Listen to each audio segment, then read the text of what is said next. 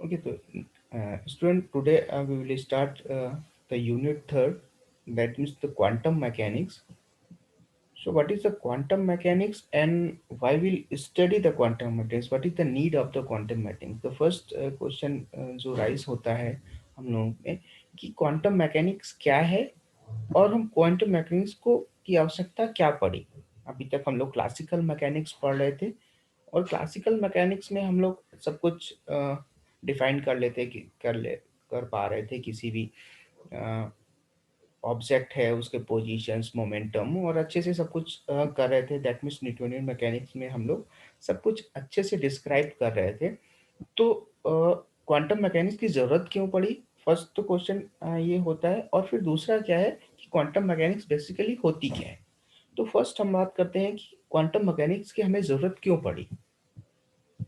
तो अभी तक जो हम लोग क्लासिकल मैकेनिक्स पढ़ रहे थे, वो क्लासिकल मैकेनिक्स यानी कि न्यूटोनियन मैकेनिक्स है, वो किसमें टू डोमेन्स जो होते हैं उसमें क्लासिकल मैकेनिक्स और न्यूटोनियन मैकेनिक्स हमारी फेल हो रही थी। तो फर्स्ट डोमेन था जब भी किसी ऑब्जेक्ट की ऑब्जेक्ट या फिर हम स्पीड ऑफ लाइट, ऑब्जेक्ट की जो स्पीड है स्पीड ऑफ लाइट के कंपेरेबल में हो जाती थी, तो हमें उसके पोजीशंस मोमेंटम निकालने में क्लासिकल यानी न्यूटोनियन मैकेनिक्स से निकालने में हमें प्रॉब्लम होती थी।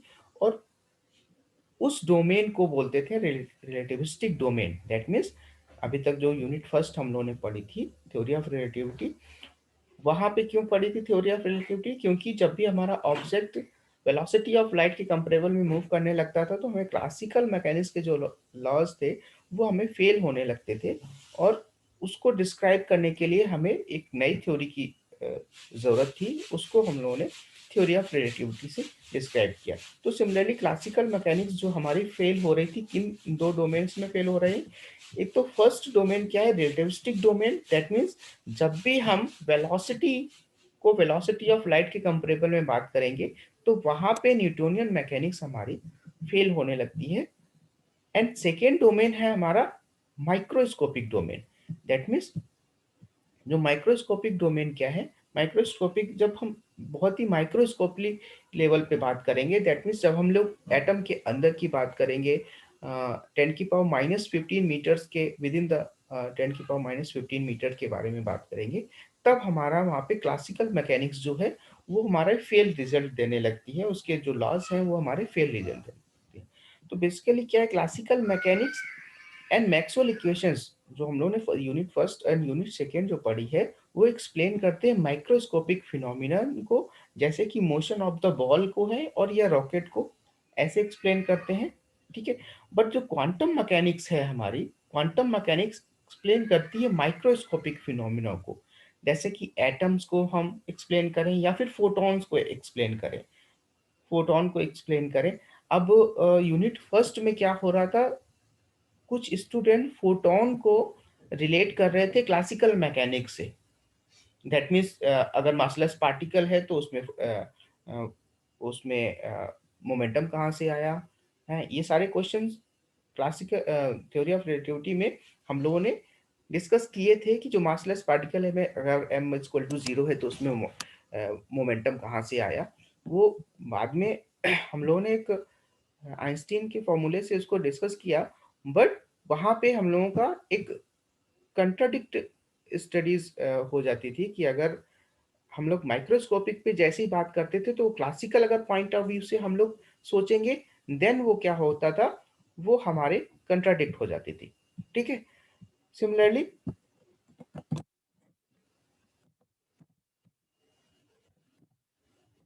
सो तो quantum mechanics is the need of quantum mechanics. क्या है नीड ऑफ क्वांटम मैकेनिक्स? ये है कि जब भी हम माइक्रोस्कोपिक लेवल के बारे में बात करेंगे तो हम लोग उस माइक्रोस्कोपिक एटम्स और फोटॉन्स की जो भी स्टडी के बारे में बात करेंगे, यानी कि माइक्रोस्कोपिक लेवल पे बात करेंगे, तो फिर हम वहाँ पे क्वांटम मैकेनिक्स का यूज करेंगे। ओके। अगर हम मैक्रोस्कोपिक लेवल की बात करेंगे तो वहाँ पे हम लोग क्लासिकल मैकेनिक्स और मैक्सवेल इक्वेशंस के इलेक्ट्रोमैग्नेटिक थ्योरीज के बारे में बात करेंगे। सो तो need of the quantum mechanics is the study the microscopic phenomenon such as the atoms और फोटॉन्स के बारे में। अगर हम स्कैटरिंग एटम्स के स्कैटरिंग, फोटॉन के स्कैटरिंग के माने में flow of electrons in semiconductors के बारे में अगर हम जब स्टडी करेंगे, तो फिर हमें एक क्वांटम मैकेनिक्स की ज़रूरत पड़ेगी। उस क्वांटम मैकेनिक्स को हम उससे हम एक्सप्लेन कर पाएंगे कि कैसे ये इलेक्ट्रॉन्स के फ्लो हो रहे हैं, कैसे अब हम माइक्रोस्कोपिक लेवल पे बात करेंगे। ठीक है, तो इन इस यूनिट पे हम लोग प्योरली माइक्रोस्कोपिक के बारे में बात करेंगे, और कैसे क्वांटम मैकेनिक्स क्या होती है। अब नेक्स्ट क्या है हमारा, बेसिकली क्वांटम मैकेनिक्स जो थ्योरी है, जो मैकेनिज्म है, वो डेवलप हुई है 19 सेंचुरी से 1930 इनके बीच में। और these are the scientist Planck, Einstein, Bohr, de Broglie, Born, Dirac, Heisenberg, Pauli and Schrodinger and Feynman. These are the scientist जो थे, बेसिकली तीन साइंटिस्ट ने क्वांटम मैकेनिक्स को डिस्क्राइब किया है, उनको एक प्रकार से उन्होंने लिखा है, उन्होंने इसका जन्म किया हुआ है। तो ये साइंटिस्ट रिस्पॉन्सिबल हैं फॉर द क्वांटम मैकेनिक्स के ओरिजिन के लिए। ठीक है, तो क्वांटम मैकेनिक्स बेसिकली डेवलप हुई है किसमें, 1900 से 1930 के बीच में डेवलप हुई है। ठीक है, और डिफरेंट डिफरेंट साइंटिस्ट ने अपने अपनी थ्योरी दी, अपने अपने फिनोमिना दिए, और उसके बेस पे क्वांटम मैकेनिक्स को डिस्क्राइब किया। ठीक है, तो अब हम नेक्स्ट स्लाइड पे जाते हैं। इस पे हम कुछ हिस्ट्री के बारे में बात कर लेते हैं। हिस्ट्री में क्या है, इन 18th सेंचुरी न्यूटन ने सबसे पहले एक थ्योरी दी थी। उन्होंने कहा था कि तो लाइट है हमारी, वो पार्टिकल्स के फॉर्म में है, and each particle consist of the particular colour of the spectrum. और जो पार्टिकल्स है हमारा, पर्टिकुलरली क्या है, कलर ऑफ द स्पेक्ट्रम को डिस्क्राइब करता है, यानी कि एक पार्टिकल जो है हमारा पर्टिकुलर कलर के फॉर्म में होता है। ठीक है, तो ये 17th सेंचुरी में न्यूटन ने ये सबसे पहले बताया कि जो हमारी लाइट है वो एक पार्टिकल्स के फॉर्म में है, और पार्टिकल जो है consist of a particular colour of the spectrum. जो स्पेक्ट्रम का कलर है वो पर्टिकुलर एक पार्टिकल्स का, डिफरेंट डिफरेंट पार्टिकल्स का कलर हमारा डिफरेंट डिफरेंट स्पेक्ट्रम्स में शो होता है। तो सबसे पहले न्यूटन्स ने क्या बोला, न्यूटन्स ने 17th सेंचुरी में बोला कि जो लाइट है हमारी वो पार्टिकल्स के फॉर्म में होती है। इसको कार्पलेस थ्योरी भी बोलते हैं। जो न्यूटन्स ने फर्स्ट एक कार्पलेस थ्योरी के नाम से ये बताया था कि जो लाइट है हमारी वो पार्टिकल्स के फॉर्म में होती है। ओके, बट 18th सेंचुरी में क्या आया, मोस्ट ऑफ साइंटिस्ट जो है वो उन्होंने एक्सेप्ट कर लिया कि जो हमारी लाइट है वो पार्टिकल्स के फॉर्म में है, क्योंकि न्यूटन्स ने बोला हुआ था, और उन्होंने बाकायदे उसकी कुछ एक्सप्लेनेशंस भी दिए हुए थे। तो उन्होंने, मोस्ट ऑफ साइंटिस्ट ने एक्सेप्ट किया हुआ था कि जो लाइट है हमारी पार्टिकल्स के फॉर्म में होती है। But Robert Hawking, Huygens and Euler, कुछ ऐसे साइंटिस्ट थे, उनका मानना था कि लाइट हमारी पार्टिकल्स नहीं है, वेव के पार्ट, वेव के फॉर्म में है।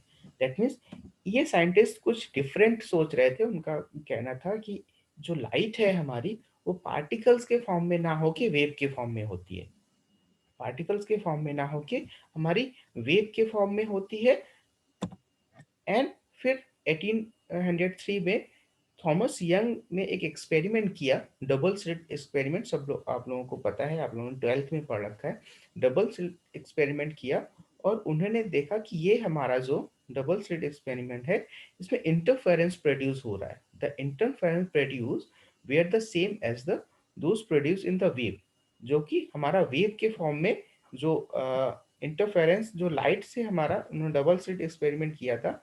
उन्होंने कहा कि लाइट से जो है इंटरफेरेंस प्रोड्यूस हो रहा है, और ये इंटरफेरेंस हमारा सेम है जैसे कि हमारे वाटर में वेव्स होती हैं, वाटर में वेव्स प्रोड्यूस होती हैं, उसी तरह हमारा इंटरफेरेंस हमारा लाइट से भी प्रोड्यूस हो रहा है। तो दैट मीन्स उन्होंने कहा कि जो हमारी लाइट है वो हमारी वेव है, ना कि पार्टिकल है।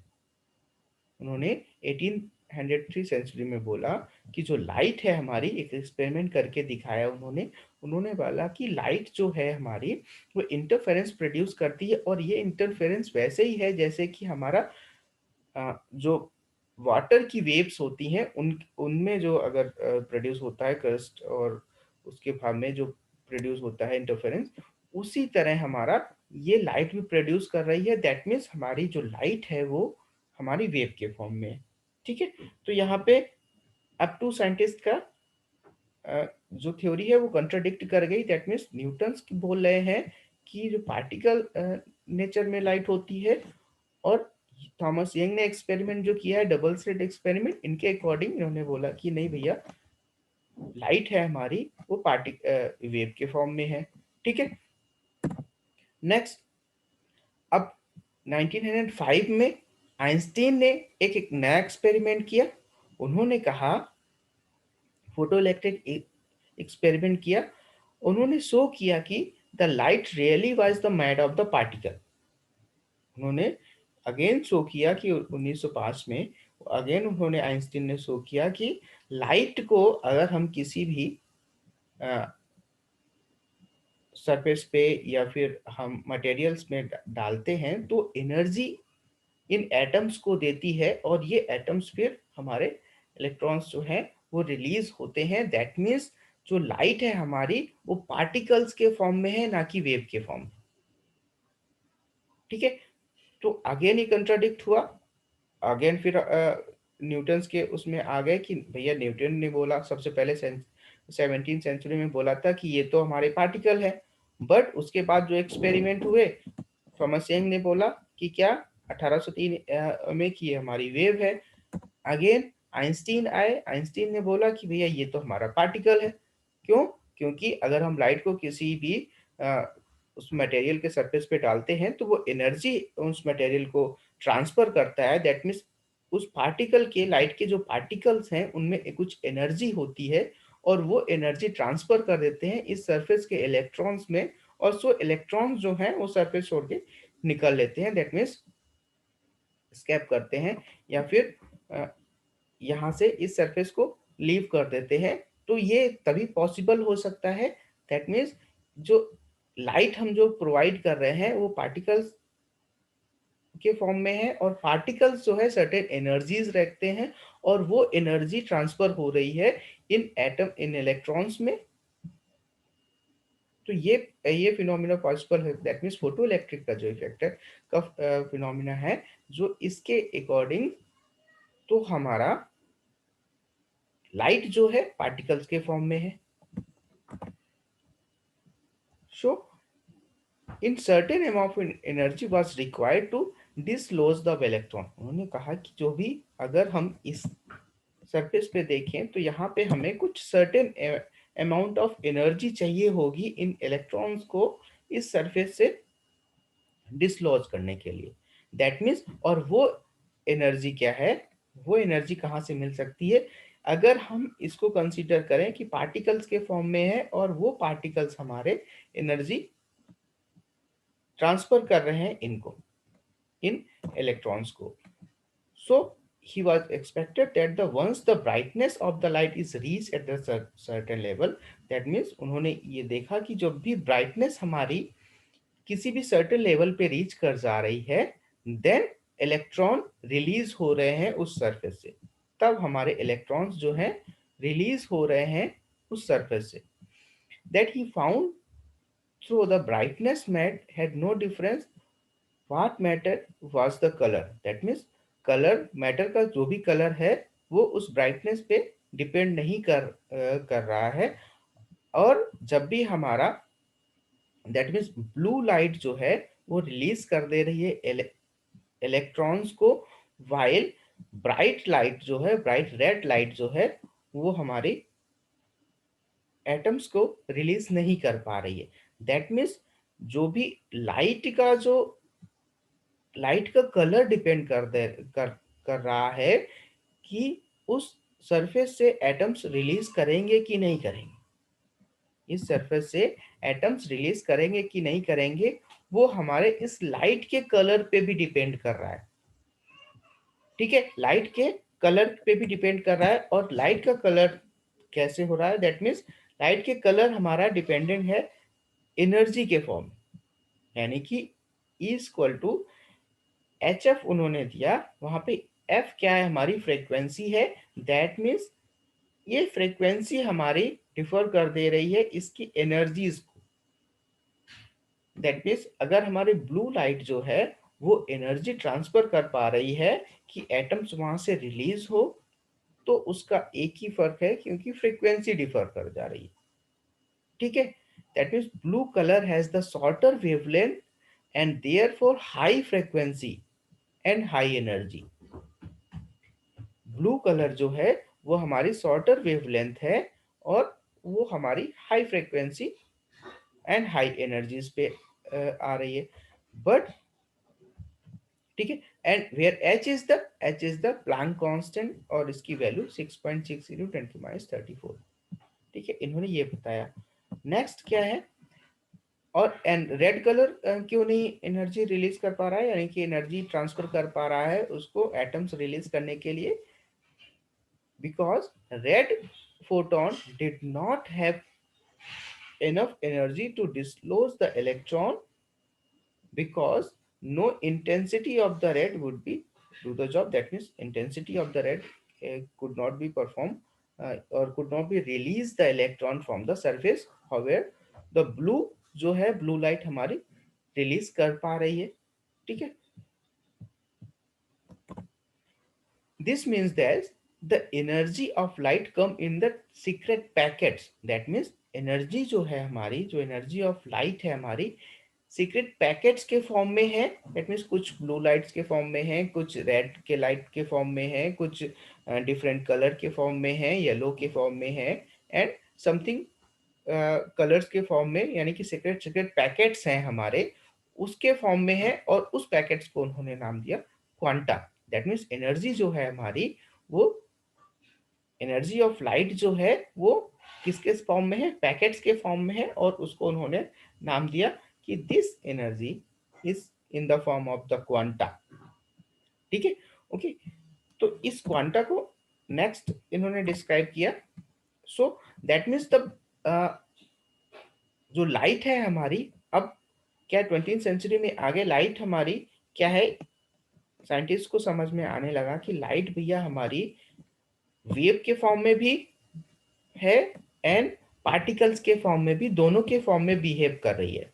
कैसे वेव के फॉर्म में, पार्टिकल वेव के फॉर्म में बिहेव कर रही है, जब भी लाइट को हम इंटरफेरेंस, दैट मीन्स लाइट हमारी इंटरफेरेंस, डिफ्रैक्शन एंड पोलराइजेशन भी कर रही है, एंड लाइट हमारी ब्लैक बॉडी रेडिएशंस भी कर रही है। ठीक है, दैट मीन्स रेडिएशंस भी निकल रहे हैं इस लाइट से, यानी कि फोटॉन्स भी रिलीज कर रही है, यानी कि क्वांटाइजेशन यूनिट्स में एनर्जी एक्सचेंज कर रही है। ठीक है, तो ये हमारा तभी पॉसिबल हो सकता है। दैट मीन्स लाइट हमारी क्या कर रही है, ड्वेल नेचर शो कर रही है। वो पार्टिकल्स, समटाइम वो पार्टिकल्स नेचर शो कर रही है, एंड समटाइम्स वो क्या है, वेव नेचर शो कर रही है। ठीक है, तो दैट मीन्स लाइट जो है हमारी वेव पार्टिकल ड्युअलिटी उसको बोला गया, कि दैट मीन्स लाइट हमारी पार्टिकल्स के भी फॉर्म में भी कहीं कहीं पे बिहेव करती है, and sometimes it is also behaving as a wave. तो इसको उन्होंने नाम दिया वेव पार्टिकल्स ड्युअलिटी, इसको बोला।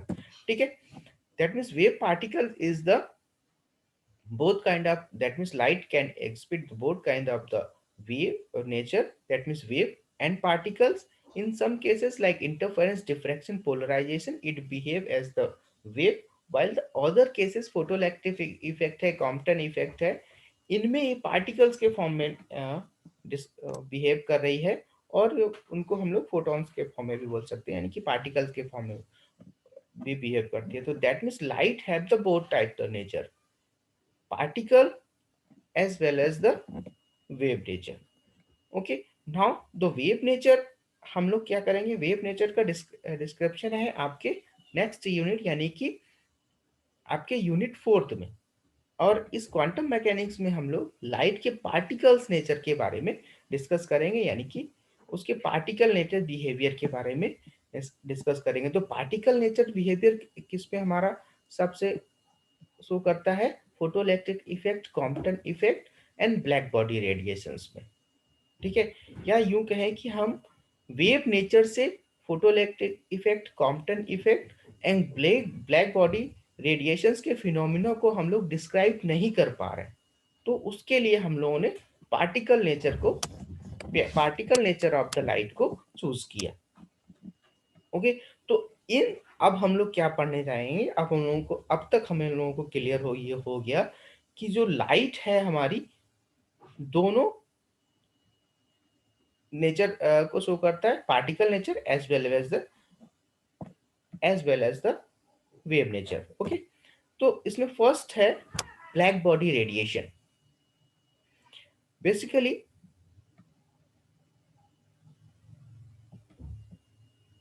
जो ब्लैक बॉडी हमारी है, what is the black body, अगर हम इस पे एक क्वेश्चन करें कि ब्लैक बॉडी क्या होती है, तो जैसे कि हम लोग, अगर हम अभी जस्ट देखा कि जो वेव है हमारी, जो इलेक्ट्रोमैग्नेटिक वेव है, वो सेक्रेट कलर्स के फॉर्म में हमारी एनर्जी रखती है। दैट मीन्स डार्क रेड जो है हमारा, सर्टेन जो है 50 डिग्री सेंटीग्रेड पे निकलता है। ब्लैक बॉडी जो है हमारी, एक बॉडी होती है जहाँ पे सपोज, हाँ चलो ब्लैक बॉडी को यहाँ पे हम डिस्क्राइब करते हैं। जैसे अगर हम, ब्लैक बॉडी एक ऐसी बॉडी है जहाँ पे किसी भी इंटेंसिटी के वेव को, या किसी भी इंटेंसिटी के पार्टिकल्स को वो एब्जॉर्ब कर सके, यानी कि सारे जो एब्जॉर्शन है उसका, वो किसी भी इंटेंसिटी की वेव डाल दे, एक कैविटी के फॉर्म में है, यानी कि एक बॉक्स के फॉर्म में है, या इसको होल ड्रिल के फॉर्म में आप देख लें, वहाँ पे जो इनकमिंग रेडिएशन है वो फुल्ली एब्जॉर्ब कर दे रहा है। ठीक है, फुल्ली एब्जॉर्ब कर दे रहा है। कैसे कर दे रहा है, सपोज ये हमारी एक कोई ब्लैक बॉडी है, सपोज ये हमारी एक कोई ब्लैक बॉडी है, यहाँ से अगर कोई लाइट आती है, यहाँ से अगर लाइट आती है, देन यहाँ पे एक जस्ट टेनी होल्स है, छोटा सा होल है जहाँ पे लाइट इंटर कर सकती है। दैट मीन्स ये लाइट क्या करेगी, ये इंटर करेगी और मल्टीपल रिफ्लेक्शंस यहीं पे करती रहेगी। ठीक है, तो दैट मीन्स यहाँ पे अब ये लीव नहीं कर पाएगी, यहाँ से मल्टीपल रिफ्लेक्शन यहीं पे करती रहेगी। That means incoming radiation enter the hole, keep the bouncing around the inside the box, inside the box ये बाउंस करती रहेगी और यहां से लीव कर नहीं कर पाएगी। दैट मीन्स टोटली एब्जॉर्ब हो जाएगी। अब इस होल से किस वेवलेंथ की लाइट आ रही है, किस रेडिएशंस का की लाइट आ रही है, ये डिपेंड नहीं कर रहा है। दैट मीन्स ये होल है जो, ये सारी इंटेंसिटी, सारी वेवलेंथ की लाइट को एक्सेप्ट कर रहा है और फिर रिफ्लेक्ट नहीं होने दे रहा है, यानी इस होल के बाहर नहीं जाने दे रहा है। दैट मीन्स क्या हुआ कि ये जो होल है, अगर हम इसको ब्लैक बॉडी माने, तो ये ब्लैक बॉडी पे किसी भी इंटेंसिटी या किसी भी रेडिएशंस को ये एब्जॉर्ब कर दे रहा है। So the hole is the perfect absorber. For example, the black body radiation emits does not depend on the material of the box is made of. And ये मटेरियल किस मटेरियल से बना है ये डिपेंड नहीं कर रहा है, और ये क्या कर रहा है, एब्जॉर्ब कर दे रहा है। तो ब्लैक बॉडी बेसिकली क्या है, किसी भी मटेरियल को एब्जॉर्ब करना। इसका दूसरा कॉन्सेप्ट ये है, अगर हम इसको हीटेड करें, इस ब्लैक बॉडी को अगर हम हीटेड करेंगे, देन ये जो है जितना भी एब्जॉर्प्शन था, एब्जॉर्ब जिसने भी किया था, उसको वो लीव कर दे रहा है, यानी कि सारे वेवलेंथ, यानी कि सारे के वेवलेंथ के डिस्ट्रीब्यूशंस को ये लीव भी कर देगा। ठीक है, यानी कि जितना भी परफेक्ट अगर एब्जॉर्बर है तो परफेक्ट ये लीव भी करेगा। तो ये एक ऐसी एक कोई बॉडी को कहते हैं ब्लैक बॉडी रेडिएशन। अब इस ब्लैक बॉडी के रेडिएशन को, यानी कि ब्लैक बॉडी को स्टडी करना स्टार्ट किया गया, और ये ब्लैक बॉडी का स्टडी ओनली पॉसिबल है किसके बेस पे, particle nature of the wave पे। ठीक है, पार्टिकल नेचर पे इसको डिस्क्राइब किया जा सकता है, ना कि वेव नेचर पे जिसको डिस्क्राइब किया जा सकता है। ठीक है, तो दैट मीन्स क्या है, हम लोगों के पास थोड़ा सा कम टाइम है, फिर भी हम इस ब्लैक बॉडी को, इसको हम कलर हीटेड एंड एलिमेंटेड स्टोर है। डार्क रेड जो है 550 डिग्री सेंटीग्रेड पे आएगा, ब्राइट रेड जो है 700 डिग्री सेंटीग्रेड पे आएगा, and then orange, yellow and finally white जो वेरी हॉट होगा, उस पे फाइनली व्हाइट लाइट आएगी। So this spectrum depend on the material. Theoretical description इसका सिंप्लीफिकेशन नेसेसरी ब्लैक बॉडी। और इस स्पेक्ट्रम को सबसे पहले जो भी अगर ब्लैक बॉडी को हीटेड करेंगे, वहां से जो स्पेक्ट्रम निकलेगा, दैट मीन्स लाइट के जो फॉर्म में जो निकल रही है, उसको स्टडी करना स्टार्ट किया। और डिफरेंट डिफरेंट टेम्परेचर पे डिफरेंट डिफरेंट टेम्परेचर्स पे ये स्पेक्ट्रम निकले। और उस स्पेक्ट्रम को साइंटिस्ट ने स्टडी करना स्टार्ट किया। उसमें प्लांक्स जो है, उनको फिजिक्स में नोबेल प्राइज भी मिला 1918 में, उनको नोबेल प्राइज मिला। इन्होंने भी एक स्टडी की थी उस ब्लैक बॉडी के रेडिएशन यानी कि स्पेक्ट्रम को स्टडी करने के लिए। ठीक है, ओके। तो लेस देन 1 मिनट है, मे बी ये डिस्कनेक्ट हो जाए। तो अब हम नेक्स्ट जो है क्लास में, अगर सिविल वाली क्लास भी अगर दूसरी क्लास आज हो सकती है, तो हम दूसरी भी क्लास ले लेंगे आज। और इसके स्पेक्ट्रम को स्टडी करेंगे कि डिफरेंट डिफरेंट जो साइंटिस्ट थे, उन्होंने इसके स्पेक्ट्रम को कैसे कैसे स्टडी किया।